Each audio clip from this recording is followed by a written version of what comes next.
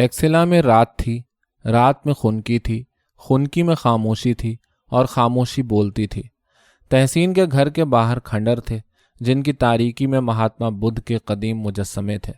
گھر کے اندر اسٹوڈیو تھا جس کی مدھم روشنیوں میں مہاتما بدھ کے نقش ثانی تھے۔ یہ جدید مجسمے تھے۔ سب لوگ تحسین کے بیڈ روم میں بیٹھے ہوئے تھے۔ آتش دان میں توت کی لکڑیاں جل رہی تھیں۔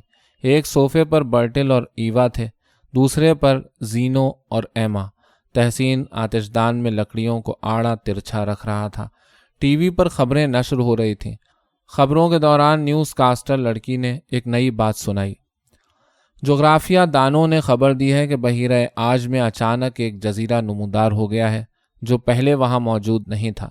یہ جزیرہ اپنی نوعیت کا ایک انوکھا شاہکار ہے کیونکہ اس کے گرد سمندر کا پانی باقی سطح آب سے بہت نیچے ہے اور بڑی تیزی سے جزیرے کے گرد گھومتا ہے۔ یہی وجہ ہے کہ سمندر کے راستے اس جزیرے تک پہنچنے کی تمام کوششیں ناکام ہو چکی ہیں۔ جزیرے کے گرد 10 کلومیٹر کے دائرے میں کشش ثقل انتہائی شدید ہے۔ کوئی ہوائی جہاز اگر اس دائرے میں داخل ہو جائے تو توازن کھو دیتا ہے۔ اب تک 10 ہوائی جہاز اور 4 بحری بیڑے اس آبی دائرے میں تباہ ہو چکے ہیں۔ سائنسدانوں نے خلا سے اس جزیرے کی تصویریں بھیجی ہیں۔ یہ جزیرہ سائنسدانوں کے لیے ایک چیلنج کی حیثیت رکھتا ہے جو رات دن اس کی پراسراریت کا کھوج لگانے کی کوشش کر رہے ہیں۔ برٹل نے کہا، نیا سال شروع ہونے میں 20 دن ہے، کیوں نہ اس بار نیو ایئر نائٹ اس جزیرے پر منائی جائے؟ جزیرہ ابھی گیلا ہے، تازہ تازہ سمندر سے نکلا ہے، کیا 20 دنوں میں نیو ایئر نائٹ منانے کے قابل ہو جائے گا؟ تحسین نے پوچھا تو زینو مسکرایا۔ زینو کچھ دنوں سے چپ چپ تھا۔ کھانا کھانے کے بعد زینو اکیلا ٹہلتا ہوا گھر سے باہر نکلا۔ کھنڈروں کے اوپر دسمبر کا پورا چاند چمک رہا تھا۔ اسے یاد آیا جب وہ پہلی بار ٹیکسلا آیا تو موسم بہار تھا۔ پورا چاند جب پہاڑی کی اوٹ سے نکلا تو اس نے ایما کے ساتھ چاند کو تیزی سے بلند ہوتے ہوئے دیکھا تھا۔ اس رات پہاڑیاں سیاہ ہو چکی تھیں مگر پھول اپنے رنگ بتاتے تھے۔ دور ایک سیاہ دھبا لرزنا شروع ہوا تھا جو ترقی کرتے کرتے ایک انسانی پیکر بن گیا تھا۔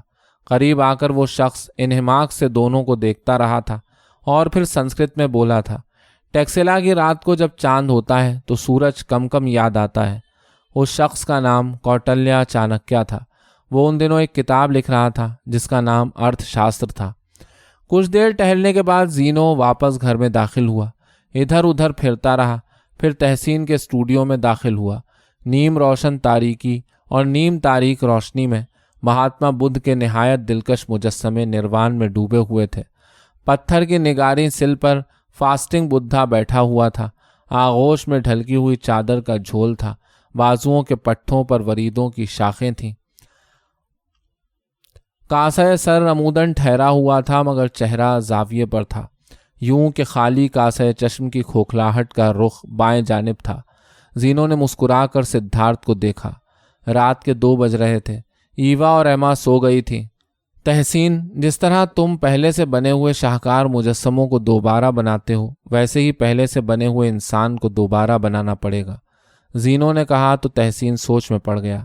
برٹل بھی متوجہ ہوا مگر خاموش رہا۔ زینو، برٹل اور تحسین تینوں ایک سطح پر سوچتے تھے۔ ایک بات کرتا تو دوسرا سمجھ جاتا، دوسرا بات کرتا تو تیسرا۔ بنے ہوئے انسان کو دوبارہ بنانا پڑے گا۔ میں نے انسان کے دماغ میں وہ مرکز دریافت کر لیا ہے جو انسان کو مستقبل کے بارے میں سوچنے پر مجبور کرتا ہے۔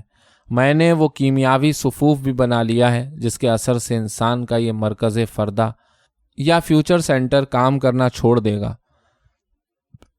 میں نے یہ بھی تحقیق کر لیا ہے کہ اگر ذرا سا صفوف ہوا میں اڑایا جائے تو خود بخود افزائش کرے گا اور آکسیجن کے تمام مالیکیولوں کے ساتھ جڑ جائے گا۔ سانس کے ذریعے اس کا اثر انسانی دماغ تک پہنچے گا اور کام کرے گا۔ جوں جوں مادی ترقی ہوتی گئی، انسانی دماغ میں مستقبل پسندی کا رجحان جگہ بناتا گیا، اور اب یہ عالم ہے کہ انسان اپنے حال سے بے خبر ہے۔ انسانی دماغ میں فیوچر سینٹر سب سے مضبوط حصہ ہے اور انسان کی تمام ذہنی اور جسمانی توانائیوں پر حکومت کرتا ہے۔ بنے ہوئے انسان کو دوبارہ بنانا پڑے گا، زینو بولا۔ صبح زینو گھر سے نکلا۔ اس کے ہاتھ میں بیگ تھا۔ اس نے صفوف کی شیشی نکالی جس کے منہ پر مضبوطی سے بند کیا ہوا ڈھکنا تھا۔ کچھ فاصلے پر ایک بڑا پتھر تھا جس پر سرما کی صبح کی نمی تھی۔ زینو نے شیشی پتھر پر دے ماری۔ دھوئیں کا ایک بادل نمودار ہوا جس میں زینو کچھ دیر کے لیے غائب ہو گیا۔ کچھ دیر بعد غبار چھٹا۔ زینو نے تیر کمان نکالا، تیر کمان میں بھرا، چڑھتے ہوئے سورج کا نشانہ لیا۔ تیر کی دم کے گرد سونے کا پترا تھا، اس کی نوک بھی سونے کی تھی۔ کمان نے تشنج بھری انگڑائی لی، سنسناہٹ کے ساتھ تیر ہوا میں نکلا، سر بریدہ اسٹوپا کے اوپر سے اڑتا ہوا، مہاتما بدھ کے مجسمے کے اوپر سے پرواز کرتا ہوا، جس کے پاؤں میں 7 زمینیں اور سر پر 7 آسمان ہیں۔ کھنڈروں کے اوپر تیر ہوا میں غائب ہو گیا۔ زینو نے قریبی درخت کو دیکھا، کوئی پرندہ تیر کے تعاقب میں نہیں نکلا تھا۔